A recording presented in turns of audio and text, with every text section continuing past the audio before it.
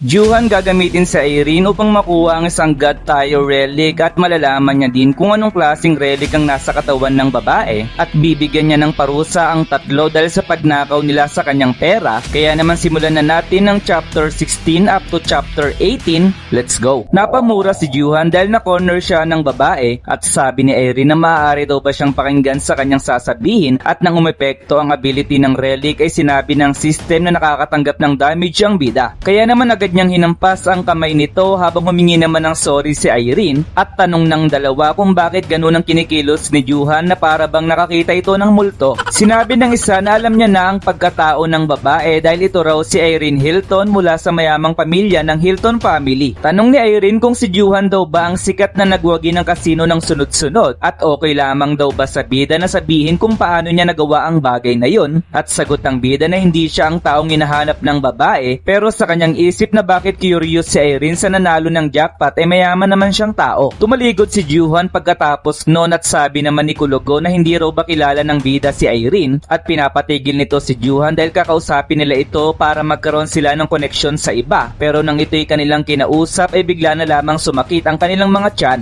Pagkatapos noon ay hinila ni Juhan ang tatlo papalabas ng gusali at sinabing wag silang lalapit kay Irene at sa oras na maging okay na sila ay magpahinga sila sa bahay upang protektahan ng mga pera dahil siya ay pupunta sa auction house. Sa isip ni Juhan na balak pa naman niyang manalo pa ng pera ngunit wala na siyang magagawa sa mga nangyari at sa pagdating niya sa auction building ay kanyang naisip muli na walang rason para siya ay kulitin ni Irene. Sinabi ng isang lalaki na tumabi daw si Juhan dahil para lamang sa mga VIP ang daanang ito at sa isip ng bida na ito si Siwoo na mas kilala bilang kanang kamay ni Taejun at kung nandito raw ang bugok na ito ay siguradong nandito rin si Taejun. Nakita na din sa wakas ni Juhan ang taong nais niyang mapaggantihan at nang ito ay kanyang makita ay bumalik ang kanyang alaala sa mahirap niyang karanasan pero nang makita siya ni Taejun ay hindi siya nakilala nito. Sa isip ni Juhan na kukuhanin niya ang lahat ng relic na gustong makuha ni Taejun at sa kanyang paglingon ay napansin niyang nagkaroon ng sari-sariling problema ang mga tao kung kaya't agad niya itong na-realize at nakita niyang hinahanap pala siya ng babae. Agad siyang tumalikod para iwasan si Irene pero si Irene ay nakiusap na siya ay pakinggan hanggang sa mabangga si Juhan sa pinto at tanong ni Irene kung okay lamang ba siya. Sagot ni Juhan na tigilan na raw ni Irene ang pagsunod sa kanya dahil ang lahat ng ito ay siya ang salarin at sagot ni Irene na tumpak ang sinabi ng bida habang si Juhan ay nagulat sa naging sagot nito. Hindi raw alam ni Irene kung paniniwalaan siya ni Juhan sa kanyang sasabihin pero nagdadala daw siya ng kamalasan sa mga taong nakapalibot sa kanya kung kaya't gusto niyang maging kasing swerte ni Juhan para mapasaya niya ang mga tao. Sa isip ni Juhan na si Irene ang Panginoon ng pagkabigo na nagdadala ng kamalasan sa iba't ibang parte ng mundo kung kahit bakit daw ganito ang kinikilos ng babae habang si Irene ay nakiusap sa bida na sabihin nito kung paano maging swerte dahil gagawin niya ang lahat bilang kapalit. Kung pera daw ang hanap ni Juhan ay ibibigay niya ito kahit gaano pa kadami pero biglang sinabi ng system na inaatake ngayon si Juhan ng isang God Tire relic kung kahit ang kanyang tolerance ay biglang tumaas. Sa isip ni Juhan na na-activate ang skill na ito dahil sa kagagawa ni Irene at dahil doon ay bigla itong napangiti at sabing may iniisip lamang siya ngayon na kung anong bagay. Kung totoo man daw ang nangyayari ngayon ay walang rason upang iwasan niya si Irene at kung nasa tabi niya ang babae ay tataas ang skill niya na tolerance at magagawa siyang matulungan ito sa magaganap na auction. Nakita ni Juhan na minamalas din si Taejun dahil nasunog ang factory nila sa China at kung nangyari daw ito sa nakaraan ay siguradong aalis agad si Taejun pero ibig sabihin lamang daw nito ay hindi nito alam ang tungkol sa ability ni Irene. Kaya naman napangiti si Juhan dahil magagamit niya si Irene at sabing ang proposal ng babae ay hindi na masama. Ngunit kahit na gusto niya itong pag-usapan ngayon ay kailangan muna daw niyang umattend sa magaganap na auction. Kung okay lamang daw kay Irene ay maaari itong sumama sa kanya sa loob pero mahal daw ang entrance ticket pero sagot ni Irene na hindi problema sa kanya ang pera habang sa isip ni Juhan na alam niyang susunod ito sa kanya dahil para sa babae ang pagbili ng ticket ay parang pagbili lamang ng bubblegum. Sa loob ay magsisimula na ang 74th auction at inilabas na ang unang item at pagkatapos na pumasok ni Irene sa loob ay bumaba ang bilang ng mga attendees dahil sa kamalasan na kanilang naranasan. Kahit daw minala si Taejun na hindi pa rin ito umalis na ang ibig sabihin ay may nais itong makuwang item at tanong ni Irene na hindi ba interesado si Juhan sa royal wine na inilabas at sagot ng bida na ang item na kanyang gusto ay magpapakita sa kalagitnaan ng bidding. Ibang iba daw si Irene ngayon sa Irene na kanyang kilala at alam niyang hindi rin ito umaarte na ang ibig sabihin muli ay wala itong alam sa mga relic. Maaari daw na inilagay kay Irene ang relic na wala siyang kaalam-alam na ang ibig sabihin ay mabait talaga ito noong simula, pero dahil sa nakorap na din ang kanyang utak dahil sa epekto ng relic ay nagbago ang kanyang personality. Gusto daw sabihin ni Irene na grateful siya kay Juan dahil nakinig at naniwala ito sa kanyang mga sinabi at masaya daw siya dahil may nakakausap siyang ibang tao tungkol sa kanyang problema. Sinabi ng system na dahil nagbago ang mood ni Irene ay mas lumakas ang aura nito at sa pagiging masaya ng babae ay mas lalo itong lumiwanag kung saan nagkaroon ng paglindol sa paligid. Umabot na daw sa 1 kilometro ang aura ni Irene kung saan nagtamo ng pinsala si Juan habang ang relic na kanyang dala ay nagrereklamo na dahil unti-unti na daw silang nabibitak kung kahit gumawa daw ng paraan ng bida. Ngayon lamang alam ni Juan na kapag mas lalong masaya si Irene ay mas malakas ang epekto ng relic habang ang kanyang tolerance ay tumaas na din ng isang level, pero kung magpapatuloy daw ito ay masisira naman ang kanyang mga relic. Sinabi niya kay Irene na wag itong masyadong maging masaya dahil wala pa naman silang napagkasunduan at bukod pa raw doon ay kung magiging swerte man daw si Irene ay hindi siya sigurado kung mawawala na din ang epekto ng kamalasan sa ibang tao at dito ay bumalik na sa dati ang aura ng relic. Sinabi ng manager na ipagpapatuloy na nila ang bidding at nang magbid ang isa ay nagreklamo naman ng isang lalaki habang sa isip ni Juhan na wala sa tamang katinuan ang dalawa dahil sa epekto ng relic. Magagamit niya raw ang ability ng relic ni Irene para mabawasan ng kanyang kalaban kung kaya't sabi niya sa babae na wag itong maging malungkot dahil sasabihin niya kung paano ma-improve ang swerte ng isang tao. Kaya naman dahil dito ay naging masaya ang babae at paliwanag ni Juhan na pinaniwala niya si Irene sa matatamis na salita na magagawa niyang maresolba ang problema nito at dahil sa pagiging masaya muli ni Irene ay mas lumakas ang epekto ng relic kung saan nagsayang ng pera ang kanyang mga kalaban sa mga walang kwentang bagay. Dahil sa wala ng pera ang mga attendees sa unang kalahati ng bidding ay nagawa niyang makuha ang mga item na kanyang gusto, pero may ilang item siyang hindi nakuha dahil kay Taejun sapagkat maaaring mataas daw ang domination stats nito. Pero ang mga item daw na kanyang pinaubaya kay Taejun ay mga relic na hindi naman masyadong mahalaga at hanggang ngayon ay hindi pa nagpapakita ang God Tayo relic na sinasabi sa hula. Malapit na daw matapos ang auction pero bakit hindi pa rin ito nagpapakita at sinabi naman ni Irene na parang hindi raw seryoso ang bida sa kanyang mga sinabi at sagot ni Juhan na pupunta sila sa isang tahimik na lugar para makapag-usap pagkatapos mailabas ang huling item sa auction. Dito ay sinabi na ng manager ang huling item kung saan ito ay isang halamang gamot at sabi ng relic na tigilan na raw ang pagpapakain sa kanya ng pekeng sunlight dahil ang kanyang gusto ay ang tunay na sinag ng araw. Ito daw ang God Tayo relic na kanyang hanap kung kaya't kailangan niya daw itong makuha pero si Taejun ay nagtaas din ng kamay para ito'y makuha. Paliwanag ni Juhan na si Emperor Qin Shi Huang ay isang malakas na monarch kung saan inutusan nito ang kanyang mga kampon upang makuha ang elixir pero pagkatapos ng ilang taong paghahanap ay kanilang nalaman na ang elixir na ito ay mula sa almond sapling. Bago mamatay daw si Juhan ay nagawa itong makuha ni Taejun at noong mga panahon na yun ay taglay niya ang sakit na mula sa aura ng mga relic kung kaya't bilang bayad sa kanyang pagtatrabaho kay Taejun ay binibigyan siya nito ng bunga mula sa almond tree upang gumaling. So ito daw pala ang lugar kung saan niya nakuha ang relic na ito kung kaya't ngayon daw ay kukuhanin niya ito mula kay Taejun upang hindi na maulit ang masaklap na karanasan niya sa nakaraan. Sinabi ng manager na kilala ang bunga ng punong ito para maibalik ang sigla ng isang lalaki sa pakikipagkadiyutan at nang marinig ito ng dalawa ay medyo nahiya sila sa paligid pero sa isip ni Juhan na ano daw ang sinasabi ng manager dahil hindi naman totoo ang bagay na yon. $300k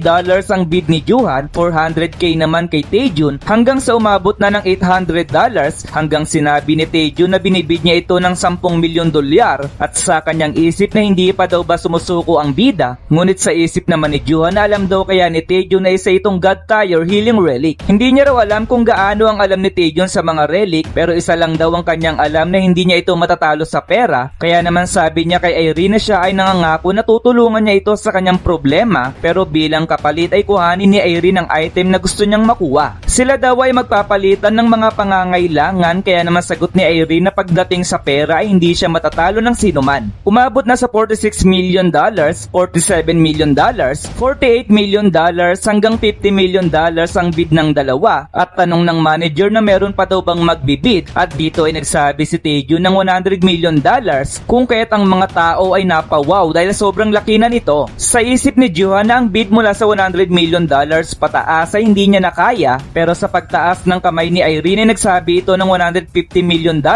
na sobrang kinagulat ng manager. Ganun na din si Taejun. $160 million naman daw kay Taejun, pero masayang sabi ni Irene na $200 million naman siya. Kaya tanong ni Taejun na bakit nakikisali sa Irene sa bidding at mungkahin ng kanyang alagad na mas mainam kung isusuko na nila ito. Kung hindi raw siya nagkakamali, ang babaeng ito ay si Irene Hilton, isang anak mula sa Hilton family, at ang perang kanilang tinataglay ay hindi niya ubos ma-imagine. Sa inis ni Taejun, itinaas pa niya ang bid ng $220 million dahil hindi raw siya magpapatalo, pero si Irene ay tinaas pa ito ng $300 million at sa huli ay hindi na nakatagal si Taejun sa bidding. Sumunod ay sinabi ni Juhan na medyo malaking pera na ang $500 million para kay Irene, pero sagot ng babae na ang pera na kanyang nilabas ay hindi niya na masyadong iniisip kung kahit paano daw niya mareresolba ang kanyang problema. Binabalak daw ba siyang bigyan ng pampaswerte ni Juhan, tanong ni Irene, pero sagot ng bida na wala siyang maibibigay sa babae, kaya tanong ni Irene na niloloko daw ba siya ng bida. Makinig daw si Irene dahil ang kanyang problema ay hindi mareresolba sa pamamagitan ng pagkakaroon pa ng ilang bagay, dahil ang tanging paraan lamang ay tanggalin ang isang bagay mula sa kanya, at sa madaling salita ay kailangan itong ibigay ang isang item na kanyang pagmamay-ari. Sa isip ni Juhan na kailangan niyang makuha ang relic ni Irene para matulungan niya ito at matulungan niya din ang sarili, at sabi niya muli na sigurado siyang may bagay ang sumusunod kay Irene kahit saan siya pumunta kung kahit kailangan niya itong ibigay. Sagot ni Irene na wala siyang maisip na ganung bagay, at sagot ni Juhan na imposible ang sinasabi nito kung kahit subukan niya raw magtapon ng mga bagay ngayon sa kanya, at sagot ni Irene na ginawa niya na ito dati pero wala namang bumalik sa kanya. Sagot muli ni Juhan na meron daw bang kakaibang tattoo si Irene sa katawan, at doon ay tila nagkaroon ng idea si Irene sa nais ng bida. Nahati daw sa dalawang categories ang mga relics, at ito ang expendable relics at possession relics, at ang tattoo na nagpapakita sa user body ay mga possession relics gaya na lamang ng case ni Sasaki Yuka. Kahit sino daw ay pwedeng gamitin ng mga expendable relics, ngunit may limit lamang ang paggamit nito. Ngunit ang mga possession relics naman daw ay walang internal limit sa paggamit, pero tangi ang mga master lamang nila ang pwedeng gumamit sa kanila. Ang lahat daw ng mga malalakas na relics sa nakaraan ay mga possession relics, at dito ay inabot ni Irene ng isang larawan ng kanyang tattoo sa katawan. Na-realize ni Juhan na isang parasitic type na relic ang nasa katawan ni Irene, at kahit bibihira lamang ito ay purasahan silang naninirahan sa katawan ng isang tao. Inakala daw ni Juhan na parang isang golden apple of Aries ang relic na taglay ni Irene, pero ngayon ay nakakasigurado na siya sa isang bagay na hindi niya magagawa sa ngayon na ma-extract ang relic na ito sa katawan ni Irene. Sinabi niya kay Irene na akala niya ay madali lamang ang problemang ito, pero mukhang siya ay nagkakamali, kaya naman inabot niya ang kanyang contact number dahil kailangan daw nilang mag-usap sa mga susunod para makahanap sila ng solusyon. Kung hindi niya raw makuha ang relic ay mas mainam kung gagawin niya itong kakampi, dahil ang pagbuo ng koneksyon sa iba ay hindi rin naman masama. Ngayon ay pagmamay-ari na ni Juhan ng almond sapling at binabalak na ipakuha ang ibang item niya sa mga kulugo, pero nang ito'y kanyang tawagan ay hindi nila sinasagot ang tawag at naisip na may ginagawang kagaguhan ng mga ito. Sinabi ni Juhan na siya ay babalik para kuhanin ang kanyang mga item, habang pinakita naman ng mga kulugo na tumatakbo ng napakabilis papalayo sa lugar, at nasabi ng isa na magpahinga muna sila saglit, at sagot ng dalawa na marami na silang pera at magagawa na nilang makapag-relax habang buhay. Subalit isang palako lang muntik nang tumama sa isa, at nasabi ni Juhan na malakas ang loob ng tatlo upang kuhanin ang kanyang pera, habang sa isip ni Juhan na hindi mahirap magganap habang hawak niya ang Golden Axe relic. Tigilan na raw ang pakikipaggaguhan ng tatlo sa kanya kung ayaw nilang maputol ang kanilang mga ulo, at bigla siyang naglabas ng isang item, at nasabi ni Sungwoo na pangilot daw ba ito sa paa, at nang inactivate ito ni Juhan, isang poste ang nagpakita sa kanyang likod. Nagulat ang tatlo sa kanilang nakita habang paliwanag ni Juhan na ang relic na ito ay may sikat na phrases na mata sa mata at ngipin sa ngipin, kung saan kung ano ang gagawin ng kanyang kalaban ay yun din ang babalik sa kanila. Ito raw ang bagong relic na kanyang nakuha na siyang nakuha niya sa employee ng auction, at sa pagbanggit niya ng mata sa mata at ngipin sa ngipin ay babalik niya ang pagtataksil na ginawa sa kanya ng tatlo.